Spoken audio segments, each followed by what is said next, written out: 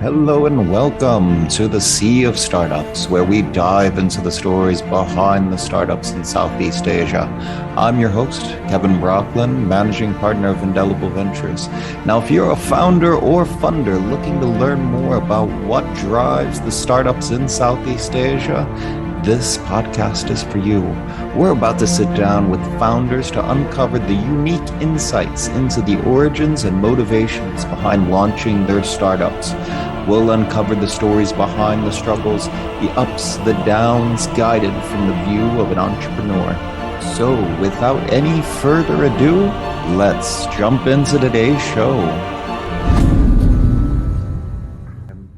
All right. I am very happy today because I have Wong Whei Meng, the co-founder of SpeedHome. For those of you who do not know, SpeedHome is tackling the home rental market with zero deposit for tenants by combining insurance protection and tech innovation. Thank you very much for being here, Wei Meng. Hey, thanks, Kevin, for having me on board. Awesome. So I always want to know with every entrepreneur that I ever meet, what the origin story is. So take me back. What is your founding story? How did you come up with the idea? I think in 2015, end of 2015 towards 2016, I was trying to lease out my property, and being quite a tech savvy guy, I was looking around to see how can I advertise it myself, but only to find that the classified sites out there were mainly focusing on property agent, and therefore I couldn't do it myself. So the bigger problem is that when I try to approach property agent, I try to reach out to 50 agents. I actually SMS 50 agents and only like 10 reverted. And eventually 2 came to take photo of my property and then get listed. So the conversion rate was horribly low, and that's what got me alarmed that this whole model seems to be quite broken in a way. And there wasn't any platform that is actually built in mind to empower property owners and tenants to do it direct with sort of like automation. So that's really how it got things started. We were thinking about the market is so broken, and how can technology come into assisting the entire process. Okay. And so tell me a little bit about involving tech solutions into this. What was the solution that you ended up developing, and how did you end up going about the initial steps in building it? Well, when we started it was something very simple, just a classified ad, really to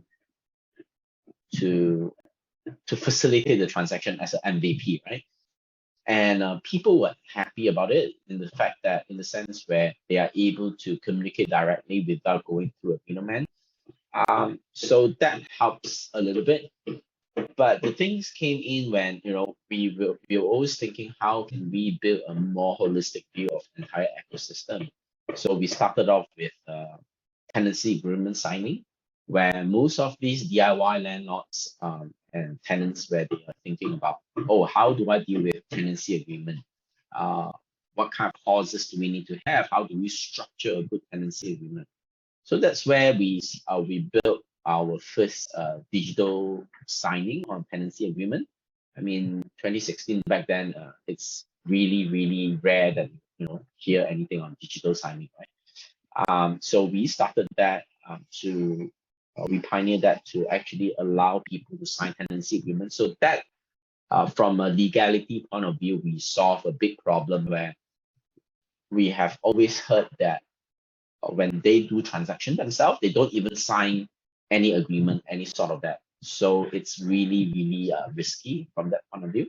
And obviously, then eventually we start to go downstream, where we help with rental collection and all these things, right? So it has evolved to just connect, then transact, and now we go into manage, right? And obviously, when we talk about customers,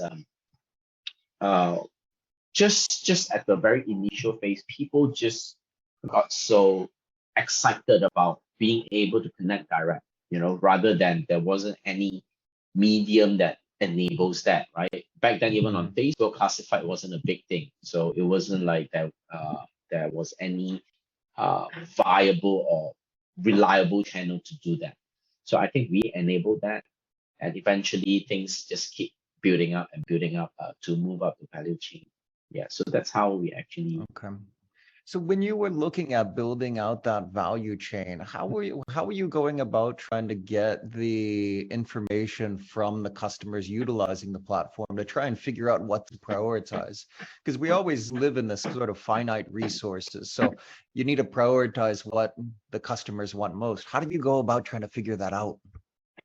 I think when we, in fact, sometimes problems, I think they are very often problems are very visible in the sense where people always complain about it, but people just don't think it's a problem that they want to tackle on. Say for example, a lot of customers will come to us, especially tenants.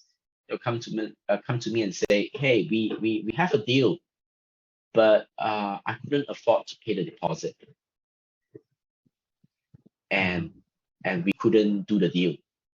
Some landlords will come to us as well. Hey, I have a tenant who want to rent a house and they couldn't afford to pay the deposit, and how do we deal with that, right? So there are multiple areas where you think about. First of all, it's from a process point of view. Tenancy agreement obviously is one thing that we certainly need to solve as part of the user experience. But there are other things that is non-product based, where you think about problems in the market where they say it's a financial problem or whatnot, where basically it hampers any possibility of transacting. So I mean, when we are in the business of helping people to transact, then obviously we have to take into consideration what are their pain points. So that is one of our biggest innovation in terms of how we look at the market, and we launched this zero deposit. And obviously, because of launching that, the things that people see is no longer so much on the front end, but on the back end, where how do you screen tenants, how do you make sure that you mitigate the risk, and so forth. So those were the things that we started building as a result of this kind of engagement with customers. Okay. So tell me a little bit about the zero deposit, because I know a lot of landlords want, say, a 2-month deposit, maybe plus some extra for utilities or whatever the case may end up being. So getting after that zero deposit, how do you tackle that problem?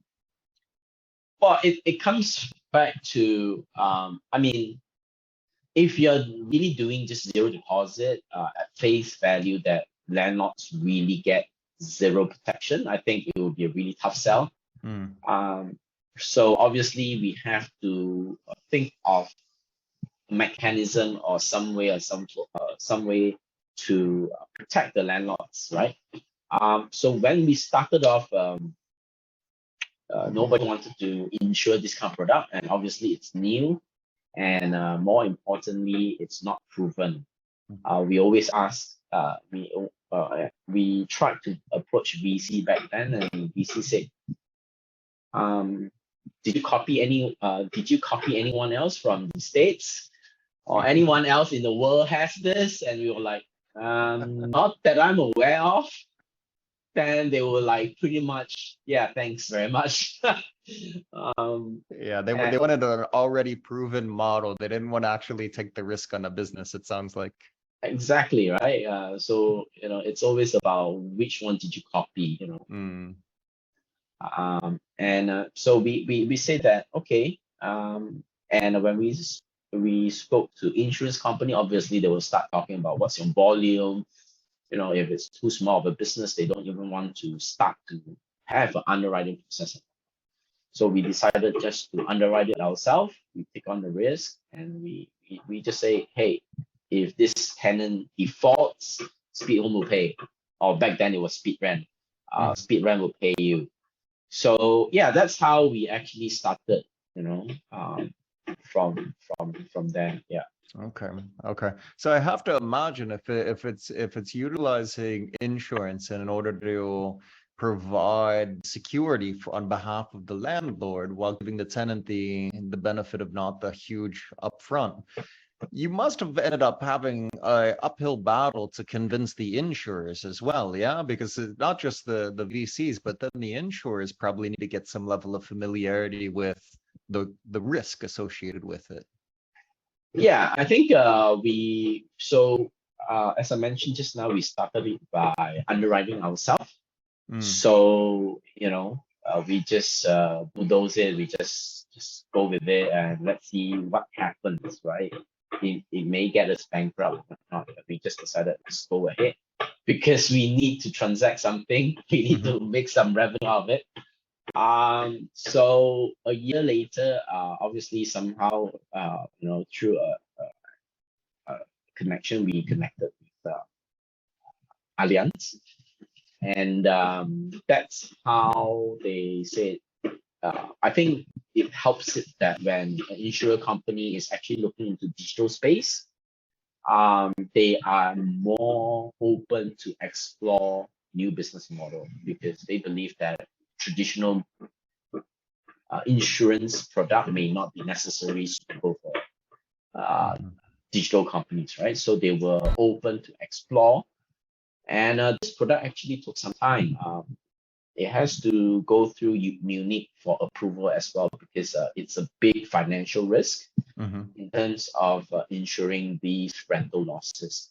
So actually, it has gone through a substantial scrutiny by a lot of departments in Allianz in order to get it out. So yeah, we had um, I mean, back then, even Allianz were okay to discuss. We At the same time, we tried to approach other insurer company. They don't they don't take a look at all. Yeah, even though I we have would started. naturally lean towards thinking that it wouldn't be a very far leap from the existing property insurance that they provide to homeowners and so forth. The main change is you're insuring against the potential damage or issues that may be caused by a tenant. So logically, it doesn't seem like as far of a leap, but it sounds like it was still quite a bit of approval processes for you to actually get your foot in the door there. Yeah, so there are two things, right? Yeah, so approval process is one thing, and it has to go through Bank Negara. Ah, Um, yeah, licensing, yeah. yes, yeah. So all these things, they rather not do anything than trying to push through something that may not yield financially substantial for the business, right? Okay. So I think that's one of the biggest So things. you yourself have to be a licensed insurance agent. It's not sufficient in order to have an insurance partner. You yourself have to be licensed. Yeah. So if you were to take any commission out of it, then obviously we need to be a agency. But if you were just buying it, consuming it, say for example Grab and all those, they Hmm. consume the service, the insurance product, then obviously you don't need to have a license because you are Okay. not expecting to take any commission out of it. Yeah, but in this sense, you're essentially kind of a reseller taking a commission off that resale. Yeah. Yeah, yeah, yeah. Okay, okay, I understand. Um, okay, cool. So like, when when you're getting started, you're getting all this set up, and essentially you're trying to build two sides of a marketplace of having enough supply of homes to rent, while also trying to convince people to do their searches for their Yeah, next location on your site. How yeah. do you go about building out that in the early days and balancing the dynamics of supply and demand? Mm. Um, so when we started, it was really about we advertised to both parties, tenants and landlords. Um, if we had to choose which one is more important, obviously it's the landlords because you need to have inventories. Then the tenant came on board. Obviously, then people would say, "What's your USP?" and so on and so forth, right? So we basically started with Connect Direct so that you get the best discussion of it, of negotiation. It's always easier and so on and so forth. So that's how we get our initial traction. But ultimately, after a while, you always need to balance where is your demand more than your supply or supply more than demand. So basically, after that, you have to keep changing the ratio. But as far as we are right now, I think we are really much lack of inventory. We have huge demand, and it has become a company priority that we want to really focus on, just building up supply for the marketplace at this point of time. And what are the best channels to try and build up that supply? Because if you're trying to go directly to the landlords, what sort of outreach are you leveraging in order to get to them and convince them onto the platform? Yeah, so I think we try not to do too much of physical things because it seems like it's too hard to scale.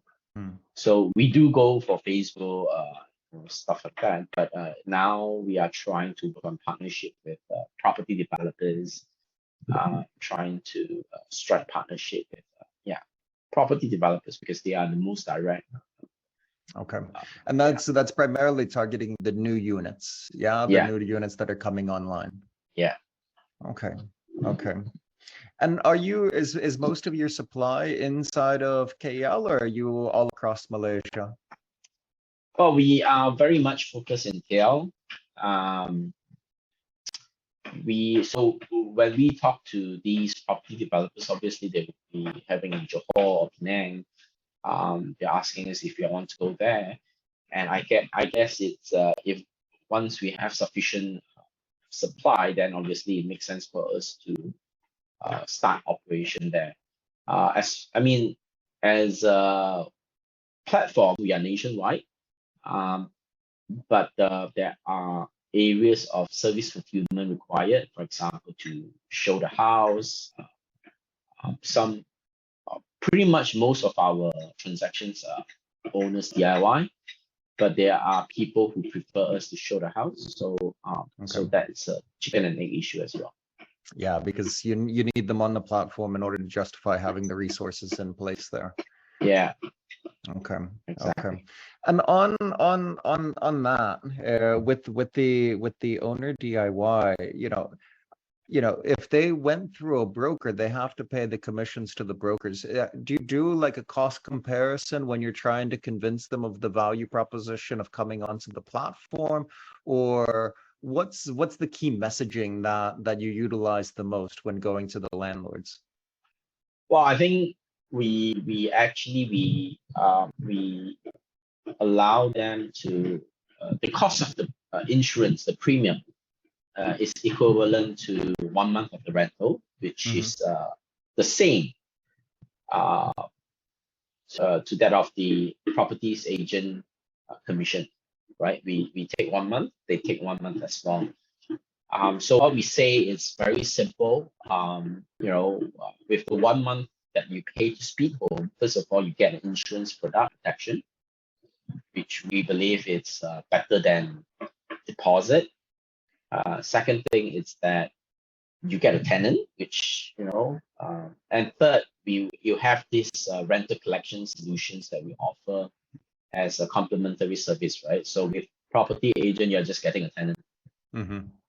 So it's the same cost, but the value that we provide is different, a lot better, right? So that's how we generally explain, pitch to this. So you can actually facilitate all the monthly rental payments going through your platform, so that the landlord doesn't have to put in the work and effort. I imagine that's much more appealing to somebody that has multiple properties. Yeah. Yeah. I mean, certainly it helps to, it became, certainly it will require owner's assistance sometimes, because if the tenants is not responding and whatnot, then we still need to fall back to them. But at least majority of the times it's taken off from their mind, right? To deal with this method. Okay.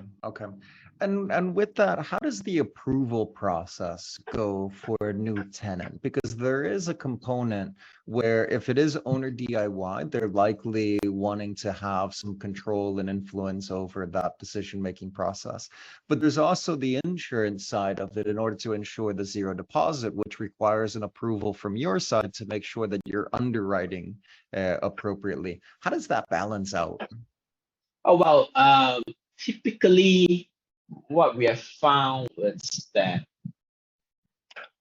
owners typically we see that there are a lot of they do the first layer of filtration in a sense where uh, based on our statistics, they are not so much on racial discrimination anymore with our platform, but there's a lot of nationality that comes into this stereotyping thing. So they would say, I don't want foreigners. For example, they prefer local. Then the rest of it, they are more they hand over the process to us to screen the tenant. So if the SpeedHome says yes, it has passed our screening, then generally they are more comfortable moving ahead with that. So we basically screen the tenants based on Bangladesh secrets data, and we also use our internal data points uh, to supplement that. Recently, we have launched a psychometric test as well to test on behavioral testing. So we are looking into more holistic way of screening tenant right now, rather than just purely financial. Okay. And is there a particular segment of the rental market that you find is more drawn to this type of offering in regards to like rental price, monthly rental price? Well, I think, well, of course, when we talk about market demand, majority, if not high majority, I would say 60 to 80% of the market is obviously local market, right, in Malaysia. And obviously, it would be in the range of affordability. So the rental rate is somewhere below 2,000 a month. If anything goes beyond 2005, I don't think Malaysian in general population is huge enough to have that, right? So of course, the market segment is all geared towards the more affordable segment, which is where our strength is and majority of the volume. So we basically focus on that. And in terms of the tenant demographics, we are looking at young graduates to young families, so between 28 to 35 age, or 38, yeah. And do you find that the length of term of those rental arrangements is longer? I'd imagine if it's going after a younger population, that there's more turnover, say 2 years and they move into another one, they try and upgrade because their career is progressing, their incomes are progressing. How do you see that play out? Yes, that's absolutely true. The younger ones are moving more often, and that's primarily driven by moving closer to their workplace. So typically a year or 2 years, it's something like that. We have customers that have lived since the early days of the speed rent for five years plus. They're still renting, uh, and they are family. So generally, when they are family, then they are much likely to stay for long term. Yeah, when you have little ones around, it's not nearly as enjoyable to go through the Exactly. process of moving. Yeah. New friends, they don't want to move to get to know new friends. They want to be with their friends. Yeah. Yeah, So not that. schools, all of Yeah. those sort of characteristics that are really like anchors. Yeah. Yeah. Let me switch gears a little bit and talk about on the human resources side, the talent side of building a business. How did you go about scaling up your organization and attracting the sufficient level of talent? Have you encountered any challenges in attracting talent? Oh yeah. I mean, I think this is universal Mm, problem. So what we do is that it depends on the type of job.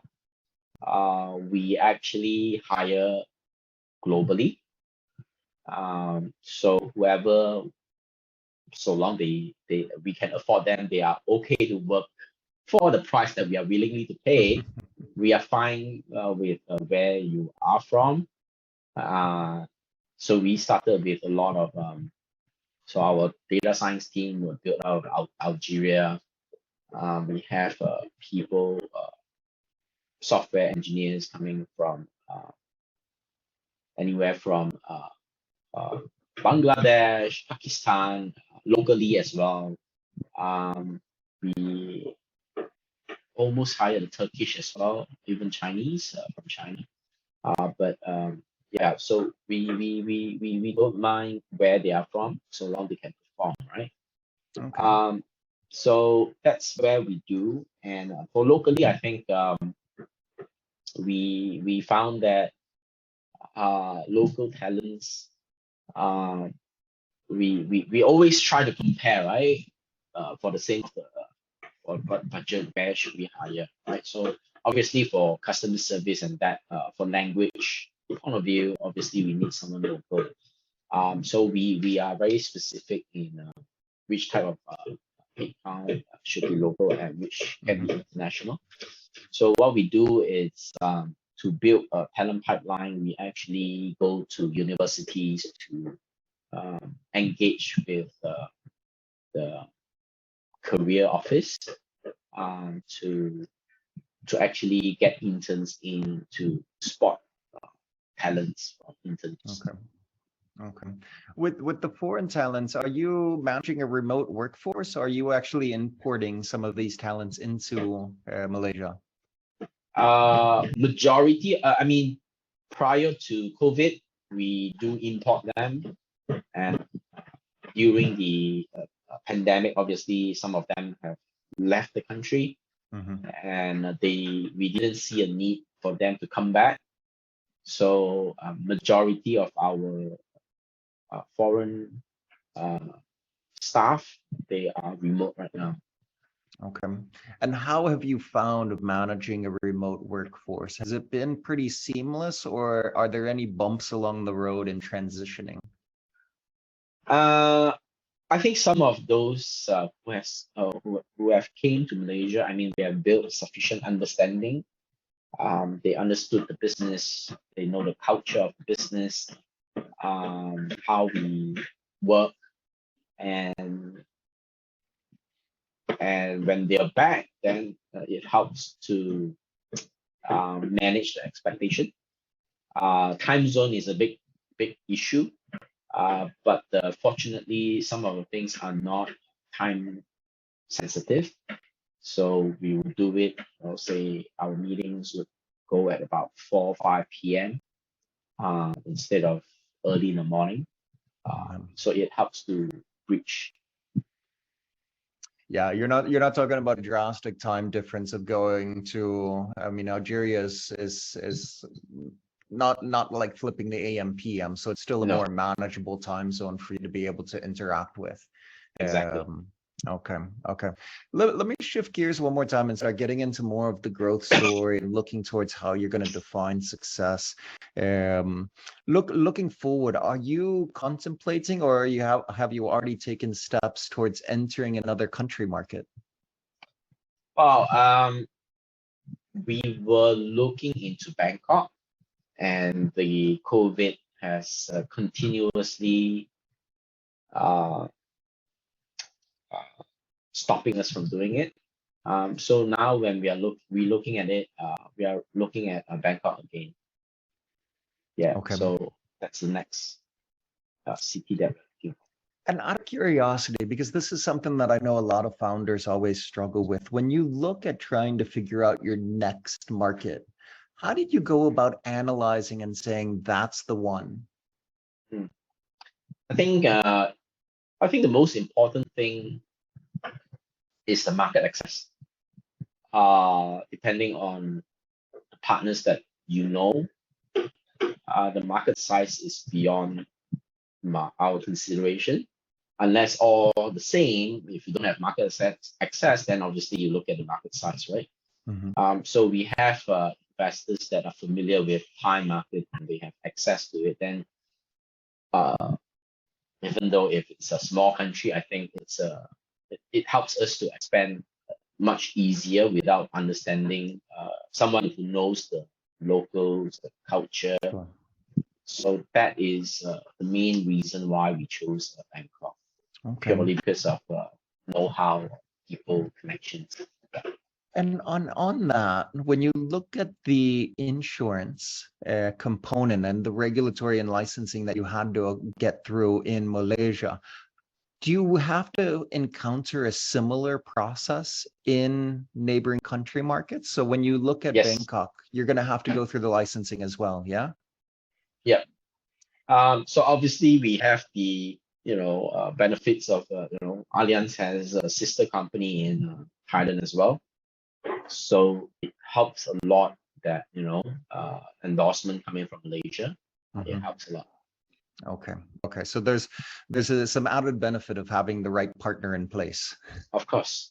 Okay, perfect. So looking at defining success, then how would you define success, either as a product, a platform, or as an organization? I think for success for us, but for us, what we see is what kind of contribution do we make for the market? Because we believe that when we solve market problem, market will reward us handsomely. And so we always think about success is how can we make our customer more success with our platform and solving problems that nobody else wants to solve. I think that would create a new market for us just by that stuff. Yeah. Okay. And when you look at success, is there a key metric or some sort of measure that you're using in order to guide yourself if you're on track? Well, of course, if we are talking about revenue point of view, then obviously it's how many, as I mentioned just now, we are shortage of the supply. So the one and only metrics that we're really focusing on is getting supply. And when there's supply, we have no problem of renting it out because we have tremendous amount of demand. Okay, so I guess that kind of ties into my next question. So if you look at balancing that supply side and focusing on it, is there one specific thing that you would point to that you must get right in order to solve that side of the equation right now? Yeah, so obviously we want to figure out how can we scale the landlord side, right? So we have to work with developers. A lot of it will come down to partnerships. And when we say partnership, is people that have a lot of supply. So the key thing that we'll be focusing on is a lot on partnerships moving forward. Okay. Awesome. Let me shift into my standard closing questions before we wrap up. So the first one of these is, what is the tech tool that you can't live without in building your business? I rely a lot on mind map. Okay. So just to map out things, planning, mind map. Okay, very cool. And if you were to talk to another startup founder out there that is just getting started, what is the biggest piece of advice that you could offer? Well, I think find a good mentor that would shorten your time to whatever goals that you have, or else you will be banging your head like me. Get a mentor, right? Someone who is invested to help you, who knows their thing. That would be the most important thing, especially for people just starting up. I'm curious. I want to drill on that a little bit because I love the aspect of having a mentor. Do you have a personal thought in regards to what constitutes a good mentor? Is it somebody from the industry? Is it another startup founder? Is it potentially an angel investor or a friendly investor partner? What constitutes a good mentor, or could it come from anywhere? It can come from anywhere. I mean, obviously, you need to, mentor. When we say, first of all, they have. I think there are not many mentors that are all rounded, right? So certain mentors are good in marketing or basically hustling if you need someone to give you some creative ideas or whatnot. So I don't think mentors necessarily have to be one person. It can be coming from multiple sources. Or more importantly, I always say triangulate. Ask for different opinions and then go around with it. But there are not many people that would really spend the time to sit down and understand, because I can really give you a very generic answer to a problem, which sometimes it's not that the founder haven't thought of it, it's just that they couldn't figure out how to, it's just like I give you, how do you get your first customer? Well, just go talk to your customer and you will get your first customer. It's too generic in a sense, right? They need to understand the business to be specifically giving you certain advice. So that's what I found. It's tough to have someone that really truly interested in helping you understanding your business. Yeah. So find a mentor, but it's not always easy to find somebody that can invest the time into understanding it and provide the finer detail of advice beyond the generic. Yeah. Yeah, exactly. Yeah, I think that's fantastic advice. This has been a great session. Thank you very much, Wei Meng. Thanks, This Kevin. has been fantastic. Thanks a lot, Kevin. Thanks for having me.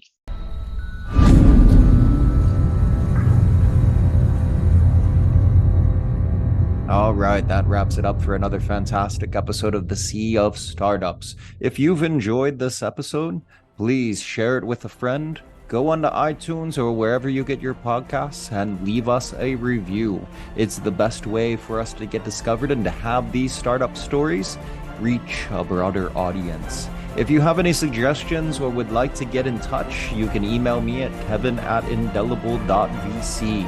As always, I'm your host, Kevin Brocklin from Indelible Ventures, and this is the Sea of Startups.